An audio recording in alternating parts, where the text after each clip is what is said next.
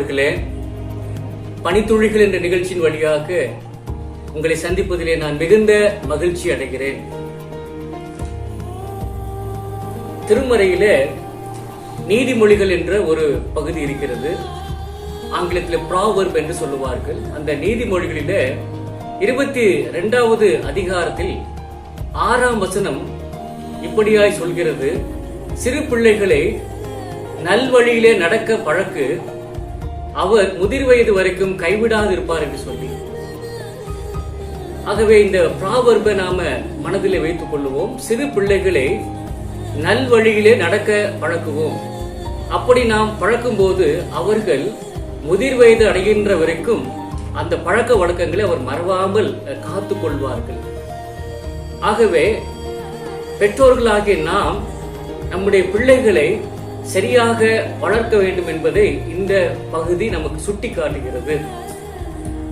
ஒரு பெரிய ஆலமரமே ஒரு சிறிய விதைக்குள் தான் உறங்கிக் கொண்டிருக்கிறது. நாம் நினைக்கிறோம் சிறிய விதை என்று சொல்லி. அந்த சிறிய விதைக்குள் தான் மிகப்பெரிய ஆலமரம் உறங்கிக் கொண்டிருக்கிறது. அந்த விதைதான் பிற்காலத்திலே ஒரு பெரிய ஆலமரமாக போகின்றது. சிறிய கருவிலிருந்துதான் குழந்தையும் உருவாகிறது. ஆகவே இதனுடைய அடிப்படையாக நாம் புரிந்து கொள்வது என்னவென்றால், குழந்தைக்கு நாம் சின்ன வயதிலே எதை சொல்லுகிறோமோ, எதை கற்றுக் கொடுக்கிறோமோ, அதுதான் அவருடைய பிற்கால வாழ்க்கைக்கு பயனுள்ளதாக இருக்கும். ஆகவே சின்ன வயதிலேயே நம்முடைய குழந்தைகளை நாம் சரியாக வளர்க்க அழைக்கப்பட்டிருக்கிறோம். குழந்தையும் தெய்வமும் குணத்தால் ஒன்று என்று சொல்லி நாம் கேள்விப்பட்டிருக்கிறோம். குழந்தையும் தெய்வமும் குணத்தாலே ஒன்று. குழந்தையும் தெய்வமும் கொண்டாடும் இடத்தில் என்றும் பழமொழி சொல்கின்றது. ஆகவே குழந்தை என்பது தெய்வத்துக்கு இணையாக சொல்லப்படுகிறது. எல்லாவற்றுக்கும் மேலாக திருமறையை நாம் வாசிக்கும் போது குழந்தைகள் பிள்ளைகளால் கிடைக்கின்ற, குழந்தைகள் கடவுளாலே கிடைக்கின்ற அருள் கொடை என்றும் சொல்லப்படுகிறது. அவர் கொடுக்கின்ற ஆசீர்வாதங்களிலே மிகப்பெரிய ஆசீர்வாதம் என்பது குழந்தை செல்வம். குழந்தைகள் அவருடைய அருள்கொடையாக இருக்கிறது. ஆகவே அப்படிப்பட்ட அருட்கொடையை நாம் கடவுளிடத்திலிருந்து பெற்றிருக்கிறோம். ஆகவே அந்த குழந்தைகளை நாம் சரியாக வளர்க்க வேண்டிய பொறுப்பு நம்மிடத்தில் இருக்கிறது. ஆகவேதான் இன்றைய குழந்தைகள் தான் நாளைய அடையாளமாக இருக்கிறார்கள். அவர்கள் நாளைய சமுதாயத்தை உருவாக்குகின்றவர்களாக இருக்கிறார்கள். ஆகவே நம்முடைய குழந்தைகளை நாம் சரியாக வளர்த்து கொண்டு வர வேண்டும். ஆகவேதான் இந்த நீதிமொழிகள் என்ற புத்தகத்திலே, இந்த ப்ராவர்பில், சிறு பிள்ளைகளை நல்வழியில நடக்க பழக்கு, அவர் முதிர் வயது வரைக்கும் கைவிடாது இருப்பார் என்று சொல்கிறார். ஆகவே நாம் அதை மனதிலே வைத்துக் கொள்ளுவோம். ஒரு சிற்றரசர் ஒருவர் இருந்தார். அவர் நீதி தவறாத சிற்றரசர். அவர் என்ன நினைத்தார்? எனக்கு பின்னாடி ஒரு நல்ல நீதி உள்ளவர், உண்மை உள்ளவர் இந்த நாட்டை ஆள வேண்டும். அது என் மகனோ மகளோ அல்ல, என் குழந்தைகளாக இருக்கலாம், அல்லது வேறொருவராக கூட இருக்கலாம். ஆகவே எனக்கு பின்பாக உண்மை உள்ள, நீதி உள்ள ஒரு அருமையான ஒரு தலைவன் தேவை என்று சொல்லி அதற்காக இப்போதிருந்து ஆயத்தப்படுத்துவோம் என்று சொல்லி என்ன செய்தார்? ஒரு அறிவிப்பை கொடுத்தார். என்ன அறிவிப்பை கொடுத்தார்? சிறு குழந்தைகள் இடத்திலே வாருங்கள் என்று சொல்லி அழைத்தார். அதிலே ஒரு 5-6 பிள்ளைகளை அவர் தெரிவு செய்தார். அவர்களிடத்திலே விதைகளை கொடுத்து அனுப்பினார். இந்த விதைகளை நீங்கள் என்ன செய்ய வேண்டும்? உங்கள் வீட்டிற்கு சென்று அதை தொட்டியிலே வைத்து நீங்கள் வளர்த்து 6 மாதம் கழித்து கொண்டு வாருங்கள் என்று சொன்னார். அதில் லீங்கு என்ற ஒரு சிறுவனும் வந்திருந்தான். அவனும் அந்த விதையை வாங்கி கொண்டு போனார். போனவர்களிடம் என்ன செய்தார்கள்? தங்களுடைய தொட்டியிலே அந்த விதைகளை போட்டு செடியை வளர்க்க ஆரம்பித்தார்கள். பாருங்கள், ஒவ்வொரு பிள்ளைகளுடைய தொட்டியிலும் செடிகள் வளர ஆரம்பித்தது. ஆனால் லீங்கு என்ன செய்தார்? அந்த விதையை போட்டு தண்ணீர் ஊற்றிக்கொண்டே இருந்தார். ஆனால் அதிலிருந்து முளைக்கவே இல்லை, முளைக்காமலேயே இருந்தது. இதற்கிடையிலே 6 மாதமும் ஆகிவிட்டது. இப்போது அரசர் வேறு 6 மாதம் நேரம் கொடுத்திருந்தார். 6 மாத காலம் முடிந்து விட்டது. என்ன செய்வது என்று தெரியவில்லை. எல்லாரும் தாங்கள் வளர்த்த செடிகள் எடுத்துக்கொண்டு வந்தார்கள். லீங்குவும் தன்னுடைய தொட்டி எடுத்துக்கொண்டு வந்தார். அரசர் ஒவ்வொன்றாக பார்த்து கொண்டே வந்தார். ஒவ்வொரு தொட்டியிலுமே செடிகள் வளர்ந்திருந்தது.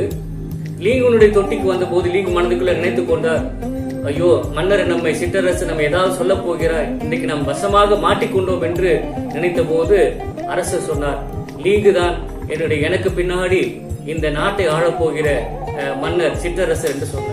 எல்லாரும் ஆச்சரியப்பட்டார்கள். எப்படி எப்படி இது அவரை நீங்கள் மன்னராக தெரிவு செய்து என்று சொன்ன போது, நான் எல்லாருக்கும் வேக வைத்த விதையை கொடுத்தேன்.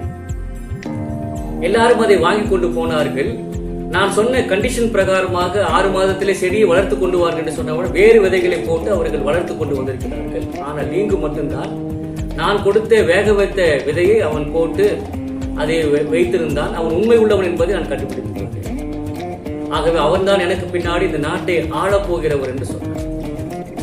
அன்பானவர்களே, நண்பர்களே, பாருங்கள், சின்ன வயதிலே நாம் எதை விதைக்கிறோமோ அதைத்தான் நாம் பிற்காலத்திலே அறுவடை செய்ய போகிறோம். நம்முடைய குழந்தைகளுக்கு நாம் சரியானதை நாம் கற்றுக் கொடுக்க வேண்டும். இப்போதெல்லாம் நாம் என்ன செய்து கொள்கிறோம், ஒரு வகையிலே நாம் காம்ப்ரமைஸ் பண்ணி கொடுக்கிறோம். பொய் சொன்னால் என்ன, சின்ன சின்ன தவறுகள் செய்தால் என்ன என்று சொல்லி நாம் அதையும் ஏற்றுக்கொள்கிறோம். நம்முடைய மனதிற்கு தெரிகிறது இதெல்லாம் தவறுதான், இப்படி நாம் இருக்கக்கூடாது என்று நினைத்தாலும் கூட அதை நாம் விட்டு விடுகிறோம். கொஷிமா என்ற ஒரு இடத்துல நடந்த சம்பவத்தை உங்களுக்கு சொல்ல விரும்புகிறேன். ஜப்பானிலே கொஷிமா என்ற இடத்திற்கு, ஒரு அடர்ந்த காடு உள்ள இடத்திற்கு ஆராய்ச்சி செய்வதற்காக விஞ்ஞானிகள் போயிருந்தார்கள். அங்க போயிருந்த இடத்துல, அந்த ஆராய்ச்சி செய்ய போயிருந்த அந்த கொஷிமா தீவில நிறைய குரங்குகள் இருந்தது. இந்த ஆராய்ச்சியாளர் என்ன செய்வார்களாம், தினமும் வேக வைத்த உருளைக்கிழங்குகளை என்ன செய்வார்களாம், தோல் உரித்து அந்த மணலுக்குள் போடுவார்கள். இந்த குரங்குகள் என்ன செய்யும், அந்த அந்த உருளைக்கிழங்குகளை எடுத்து அந்த மணலோடு சாப்பிடுமா.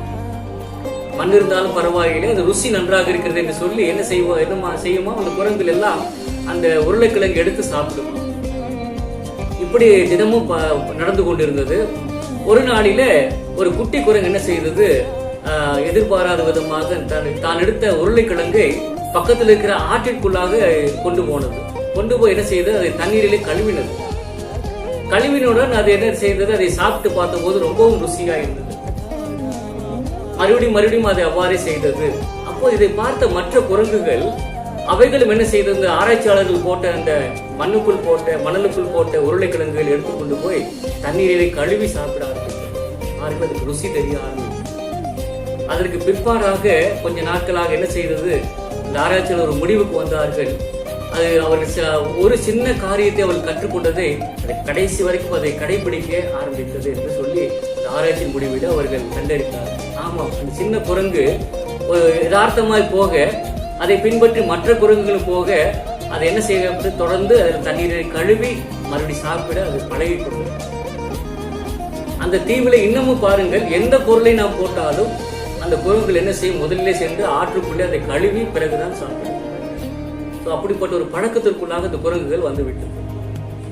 ஆமாம் நண்பர்களே, ஆம் பிரியமானவர்களே, நம்முடைய குழந்தைகளுக்கு நாம் சின்ன வயதிலேயே சரியான காரியங்களை நாம் கற்றுக் கொடுத்து விட வேண்டும். அது எவ்வளவு கடினமா இருந்தாலும் பரவாயில்லை. நேர்மை, உண்மை என்பது நாம் கற்றுக் கொடுப்பது நல்லது.